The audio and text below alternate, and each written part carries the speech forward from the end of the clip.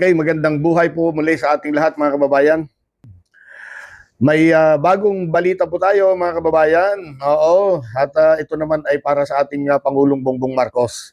Yan, oo. Ang balitang ito ay isa lamang po sa mga magpapatunay na mali po yung mga akusasyon nila dito sa ating Pangulong Bongbong Marcos. Hindi po totoong kurap yan si PBBM. Hindi po totoong magnanakaw ang Marcos na gaya po ng mga inaakusa sa kanya, sa kanyang pamilya, no? Lalong-lalo na sa kanya ngayon, dahil siya ang presidente, siya daw ang tinatawag nilang mastermind ng korupsyon. Daming napahiya po dito, ano? Sigurado yan, ang dami pong napahiya. Hindi na po natin sila iisa-isahin. Dahil total tapos naman na po yan eh. Tapos nakalipas na po yan, ano? So ibaon na lang po natin sila sa limot. Opo, kasi yung iba sa kanila nakabaon na po sa lupa. Kaya yun, yung mga napahiya nung araw at saka ngayon, wag na natin silang pangalanan. Ano po?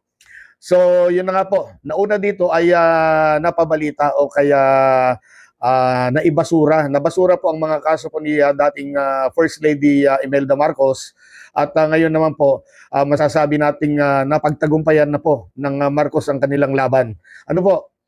At bakit naman po natin nasabi yan? Isipin nyo naman po mga babayan, ilang presidente na po ang nagdaan. Patuloy po ang mga kasong yan at hindi po natutulog. Hindi po natutulog yung mga kasong yan. Araw-araw at gabi-gabi yan. Kung saan hinahabol nila yung mga tinatawag nilang ill-gotten wealth ng mga Marcos. Hinahabol nila sa pamamagitan po ng PCGG, yung Presidential Commission on Good Government. Yan wala pong gagawin yan kundi habulin daw po yung mga di umano na nakaw na yaman nitong mga Marcoses. At ngayong araw nga po naglabas na po ang Sandigan Bayan ng ultimatum na desisyon. Iyan na nga po. Ito na nga po yung magandang balita, Ibinasura na po ng Sandigan Bayan ang mga natitirang paghahabol sa ari-arian ng isang kasong forfeiture laban nga po sa pamilya Marcos. At yan kasi ay nananatiling nakabinbin. Nakabinbin po ng mahigit 3 dekada. Grabe 3 dekada. Isipin po ninyo yan. 3 dekada, ibig sabihin po ay mahigit 30 taon. Grabe ang tagal na kaso na pala yan. Kahit ako, medyo nagulat ako eh. At yan na nga po, nilabas na po ng Anti-Graft Court ang desisyon matapos nga pong ipaalam ng PCGG sa korte na hindi na ito magpapakita ng karagdagang mga ebidensya pa. Para sa mga hindi pa nare-resolve ang paghahabol sa kasong ito, dyan po sa ilalim po ng civil case number 0141. So ganyan po, yan po ang mga Marcos, hindi po tumatakbo sa laban, hindi tinatakasan ng kaso, lumalaban po ng parehas at ayon sa legal at naaayon po sa tamang proseso at investigasyon. At tama lang naman po, dahil kung talagang malinis ka, malinis ang konsensya mo, di ba? Wala ka dapat takbuhan o kaya wala ka dapat itago o kaya pagtaguan, di ba? Hindi kagaya ng iba diyan. Investigasyon pa lamang tumakas na, ayun, nagtago na. At dahil sa sobrang takot, piniling pagtaguan pa ay sa ibang bansa. Gaya po ni Roque. Si Bato, ayun, nagtatago rin. Dating siga, ngayon ipugante na.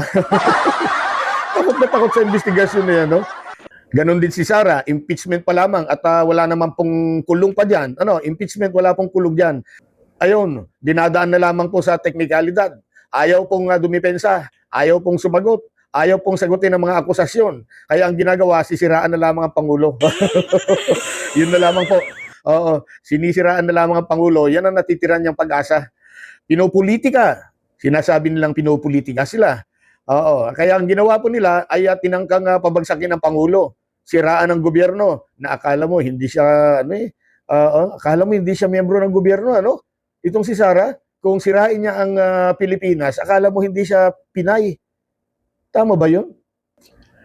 Alam niyo mga kababayan, na kay PBBM lang po ang kanilang kaligtasan. Sa totoo lamang po, si PBBM, na kay PBBM po ang kaligtasan ng mga ito. Pero hindi si PBBM ang magliligtas sa kanila, ha. Hindi po si PBBM ang magliligtas sa mga ito. Pag napababa nila si PBBM, okay, ayos yan sa kanila. Pag napatalsik nila si PBBM at si Sara ang uupo bilang Pangulo, abay, everybody happy ang mga ito. Oo, everybody happy ang may mga kinakaharap na problema. Yung mga may kaso, ayan. Yung mga kakasuhan pa lang, oo, yung mga nakakulong, at yung mga makukulong pa lang. Ano sabi ni Sarah? Gusto daw niya itama ang mga maling ginagawa ng administrasyon. Tanong lang natin, ano ba ang mali? Oo, na ginagawa ng administrasyon na gusto niyang itama? Hindi kaya, anong problema yon para itama? O palagay ko, baka si Sarah nga mismo, siya po yung problema. Oo, siguro, yung bang, ang gusto niya siguro, baka gusto niyang ilihis ang mga investigasyon sa korupsyon. Dahil sa kasalukuyan po ay sumesentro sa kanila o sa kanilang mga kaalyado po yung mga may problema ngayon, ano, nakasentro o kaya pumupunta sa kanila. Oo, yung direction po ng investigasyon. Oh, yan po siguro at gusto nilang ilihis yan para dumirekta naman sa mga gusto nilang kasuhan kahit walang ebidensya. Oh, di ba? At ibalik si Digong sa Pilipinas. Alam nyo, ang kaso po ni Duterte sa ICC, kaso na yan po noong pang hindi pa presidente si Bongbong. So, yan ba ang mga mali na gusto nilang itama?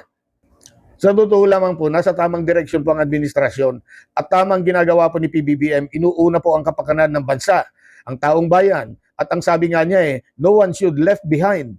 Oo, dapat walang maiiwan. At umaasa pa nga itong si PBBM na pagkatapos daw o kaya pagbaba niya sa kanyang pagtatapos ng termino, wala na pong Pilipino ang nagugutom. Di ba napakaganda po niyan? Maliban na lamang po opo, maliban na lamang po doon sa mga talagang tamad at mga batugan. Di ba? Oh. So, ayan po. Oo, nagawa pong linisin ng mga Marcos ang kanilang pangalan sa tamang venue, sa tamang proseso ng batas na hindi nila tinakasan. Ganyan po katapang ang mga Marcos. At ito naman pong ginagawa ng kampo ni Sara at kampo ni Bato, yung mga pagrarally-rally na yan, dyan po sa Senado, wala yan. Oo, pangpagulo lamang po yan. Panggulo lamang po ang ginagawa nila. Gusto nilang ipakita sa sambayanan na mahal ng taong bayan daw itong si Sara at saka si Bato Bato. Oo, Duterte tuloy. Na kung papansinin natin, ilan na lamang po mga yan Ginagamit lang ang salitang taong bayan. Pero ang mas nakakarami ay ang mga hindi po sila pinapaniwalaan. Di mo ba? So, kung may maidadagdag pa kayo, please lamang po, paki-comment na lamang. Maraming salamat po muli sa panonood.